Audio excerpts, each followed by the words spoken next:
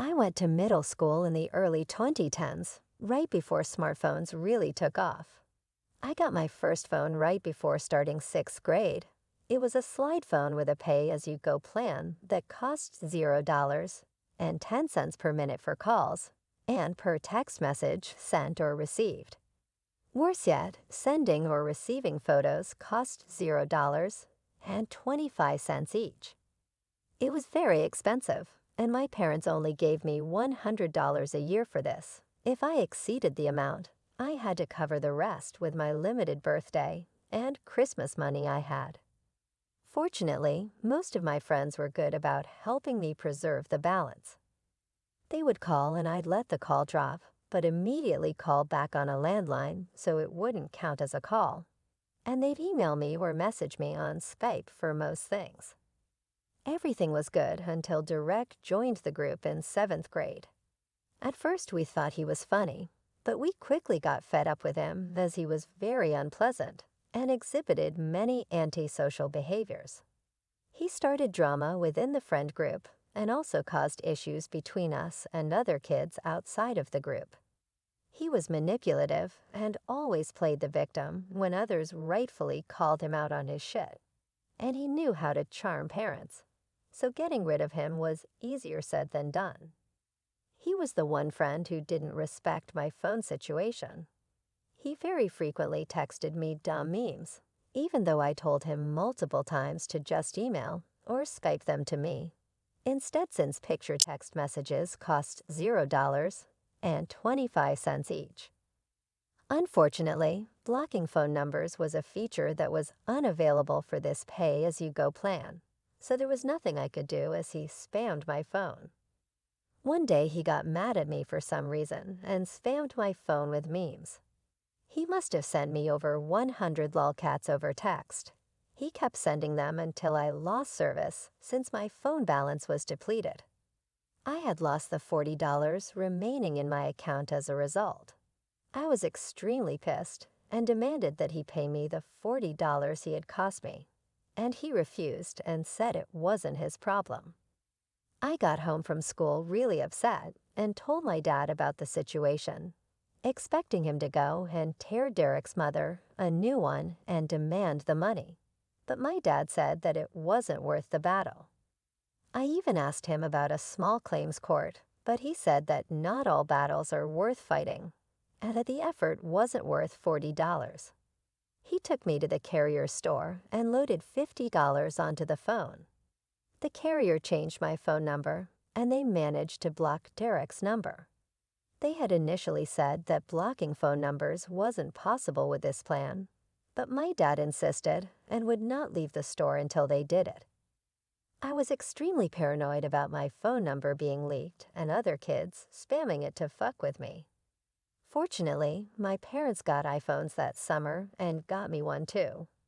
And the new family plan had an unlimited text plan. Nonetheless, I was pissed at the $40 he essentially stole from me out of malice. Fortunately, not too long after, there was a big blowout between Derek and the rest of the friend group at the end of the school year, and we permanently kicked him out of the group. He was an outcast the following year in 8th grade. Nobody was tolerating his shit anymore, and he changed schools the year after, and we never heard from him again. Fast forward to a few years ago. I was back home for a few months between graduating college and starting a new job on the other side of the country. I went out to some garage sales one Saturday morning, and I ended up at Derek's house. I recognized his mother, but I don't think she recognized me. I guess glasses and a beard is all you need. I noticed some Pokemon napkins out for sale, and when I picked them up to look at them, Derek's mom said that her son had been obsessed with Pokemon for his whole life, and that she was tired of Pokemon stuff occupying her home for so many years. I said that these napkins were for my younger cousin who is really into Pokemon, and asked if she had any more Pokemon stuff. She said she didn't know people were still into that, and that there were a few boxes in the attic with her son's old stuff. She actually took me inside the house, which I never imagined I'd set foot inside ever again. and let me climb up the attic ladder and take down several large boxes to look through. The first one had Christmas ornaments in it and other junk, but I freaked out inside when she opened a box jam packed with Pokémon video games in the original boxes, though I kept my cool on the outside. The whole reason I had agreed to go inside in the first place was because I was holding out hope of this exact scenario happening. See, I knew Derek was obsessed with Pokémon. Our friend group liked Pokémon back in the day, even when other kids thought it wasn't cool, but Derek was on a whole different level. He bragged about his Pokémon collection all the time. At the time, he had every single main series game in the original box, and in mint condition, as he always had to add in. I went to his house once, and he was showing me his collection. He yelled at me for touching one of the games. Nobody was allowed to touch them except him. He had many older Nintendo games in excellent condition, but Pokémon was his favorite. He had had a couple of incidents with his mom damaging or throwing away his things. It wasn't out of malice, but just ignorance, as she didn't think the games or collectibles had any value. Fast forward into the present day. I was thinking about this when I asked his mother if she had any other Pokémon stuff. She ended up bringing out the motherlode. We opened all of the boxes she had me bring down. Within the boxes, there was the beloved collection of Pokémon games, all very well preserved, as well as several Nintendo consoles, hundreds of games, 24 binders full of Pokémon cards, and there was also a box of many Lego sets with the original boxes and everything, with many old Star Wars sets. When I saw Jango Fett, I knew I struck gold. I told her that I liked old Legos as well, and asked her how much for the 5 boxes of games, cards, and Lego sets. And she thought for a second and said $100 a box, or $400 for all 5. I told her I would take it all and hauled ass to get to an ATM. I loaded the 5 boxes into my dad's truck and immediately drove home. I knew there was potentially tens of thousands of dollars of goods here. This was the score of a lifetime, and I finally felt vindicated for the $40 Derek had taken from me all those years ago. I ended up giving all the stuff to my uncle, who's a hobbyist eBay reseller. He offered to sell it all. He was willing to go through the effort and sell everything individually. And despite my insistence, he said he wouldn't take more than a 10% cut of the profits after all fees and taxes. We went through and logged every single item along with the estimated value, and the total of the whole lot was about $40,000. 40,000 was a poetic number, since this was 1,000x the value of what Derek stole from me all those years ago. My uncle sold most of the lot before the end of the summer and ended up writing me a check. Though it was considerably less than $40,000, it was still a life-changing amount of money for me. I was able to pay off my remaining student loans and put the rest towards a down payment on a new car. Next story. I was an in-house lawyer in a multinational company that sold software. I specifically joined this relatively lesser-known company to learn more about compliance. The company was listed on the stock exchange, meaning more compliance work. I highlighted this specifically as one of the reasons for my seeking out a change. I discovered it was filled with senior citizens, not an age thing, when I joined. Basically a company full of old-timers who are there purely because they're close to the company's owners. As part of the onboarding experience, I had to sit through sermons of how they changed the industry and how they know X. This meant I had 3 different bosses. One senior guy who was the fixer. I'll call him Senior Guy 1 for convenience. No one really knew what he did, but he got a cabin to himself. Another was an ex-senior management guy who got a gig from the owner to negotiate tech contracts. Senior Guy 2. I highlight this because this ex-senior management guy asked me, "What's a EULA?" Another was my reporting manager, with whom I was expected to work on a day-to-day basis. Senior Guy 3.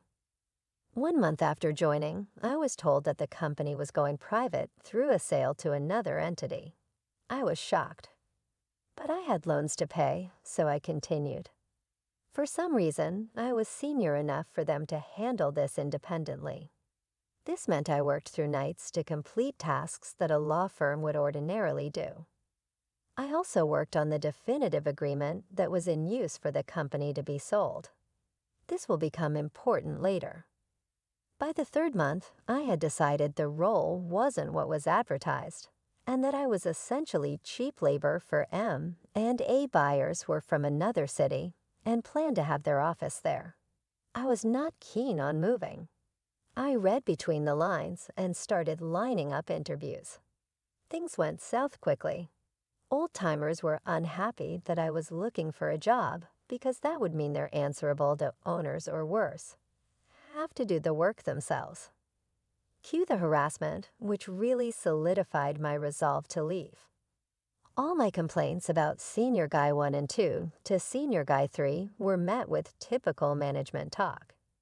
He sympathized and badmouthed them for burdening the company that he tolerates only because they are closer to the owner. Senior Guy 2 started countering all my remarks/comments on drafting on email. Even minor agreement points required discussion. If it was his mistake, then we had a call. If not, then he made sure to document it. If I raised a point, I was being rigid. However, if Senior Guy 2 raised the point, it suddenly made commercial sense. Edit. Clarified some obvious thought fart of a sentence here. This wasn't my first rodeo. I really didn't care about proving a point because I wanted out as soon as possible. Any pushback fights are going to be on deaf ears because, from where I am, labor laws are, at best, recommendations unless you're unionized. The only option is to leave. I was pissed and tired of being pushed over, but I wondered if it was just me angry at the whole situation and finding faults. I had an opportunity to test my theory. So, in one of the contracts that we were drafting, I made some comments and sent them to Senior Guy 2. As expected, he countered with verbal suggestions on the phone, which didn't make sense, obviously. However, because he is senior, I had to do the song and dance to explain the points. So I arranged for the call, explained to him, and documented this on email, attributing each verbal recommendation, time of the call, and the decision suggested by him. Then I sent this back to him for approval. However, this time I CC'd my boss, Senior Guy 3, and asked for his approval on recommendations. Surprisingly, this practice was entirely new to them. Both of them were pissed at me. Senior Guy 2 and 3 were not happy. Senior Guy 2 was being questioned for the first time on email, and Senior Guy 3 couldn't ignore my email as the head of my department. Unsurprisingly, I got a single-line non-answer from Senior Guy 3, basically asking me to discuss this with Senior Guy 2, followed by a verbally heated instruction to just do what Senior Guy 2 wants and not bother him. Now I was sure that this wasn't going to work for me in the short term or the long term. So I resigned and gave my notice period of 1 month, since I was on probation. Senior Guy 3 was pissed because he thought the notice period was for 3 months, and the sale of company was expected to close in 1 to 2 months. Cue the 1-month harassment that typically follows in any toxic work environment after you resign. On the last working day, I walked up to Senior Guy 3's cabin and did the obligatory thank you communication. He basically told me that I am picking a huge fight and he will see that I never get employed in the industry again. He also told me that he is not going to pay me my full and final settlement of dues, and a relieving letter a huge deal in India to get to your next job. Employers hold off on these as blackmail for troublesome employees. His tone implied that there is very little I could do because they were all senior guys and they been there, done that. I wasn't the first disgruntled employee for him. I said my goodbyes. I got it to confirm that I have returned the company assets and my personal email. However, I was pissed as well at the whole ordeal and had made up my mind not to show this on my CV. Revenge starts here. I call it my 1-2 shot. Shot 1, once I left, I spoke with my friend and decided to serve a legal notice, detailing the ordeal and treatment meted out to me. Ordinarily, the legal notice barely makes a difference as the management is usually thick-skinned about it. However, the legal notice was also sent to the owners, not just the company. This wasn't really required, but I did it anyways. Turns out many directors were pissed at Senior Guy 1, 2 and 3, but were quiet, just waiting to sell this company out. My act of involving the owners meant the entire board, including outside directors, mandatory for listed entities. This turned into a festival of explanations by all three in front of the owners. From what I hear, they all had to personally take leave to meet the owners as shareholders and explain themselves as naughty kids. Needless to say, everyone in the company was talking about it. I waited for 1 month to see if the notice had any effect aside from them being chided like kids. Expectedly, I got no response, but I knew from grapevine that they now had to spend on a law firm to reply to me because shareholders were aware of this information. I had made my point, but now I wanted more. I really didn't want to drag it because I was also looking for jobs and had loans to pay. However, their template management response, this time with HR copied, basically implied that since I had left, without notice, they were evaluating all options, including considering me AWOL. Senior Guy 2 basically threatened me that he will not pay me my dues or my relieving letter, evidencing service, and implied that there is very little I can do about it. Petty that I am, I made plans to get both. Shot 2, since I had access to the definitive agreement and remembered huge details about it, having worked with law firms through the agreement in detail, I was aware of who stays/goes. I made sure to speak to those who were going to let go. Crew mass resignations and missed deadlines. I knew the specific approvals that would trigger because of the transaction. So I spoke to the authority who would approve this transaction as a disgruntled employee. The authority made their own inquiries. The owners got spooked. It was definitely not serious enough to scare them into thinking that the deal won't get approved. But the mere fact that a government authority was calling them meant they now had to deal with the authority, which would have never happened if it wasn't for me. Result: buyer used this as a low-value bargaining chip, citing bad employee experience and resignation of several key members on key projects. I got my dues and relieving letter, evidencing service, within 48 hours of Shot 2. Company got gossip for years on how the management was dumb enough to mess with a lawyer, including a sermon from owners on how to not piss off employees when they are trying to sell the company. Senior Guy 1 and 2 were left red-faced but survived because of old ties. However, their contracts were not renewed. Senior Guy 3, who threatened me, became a consultant after the company was sold.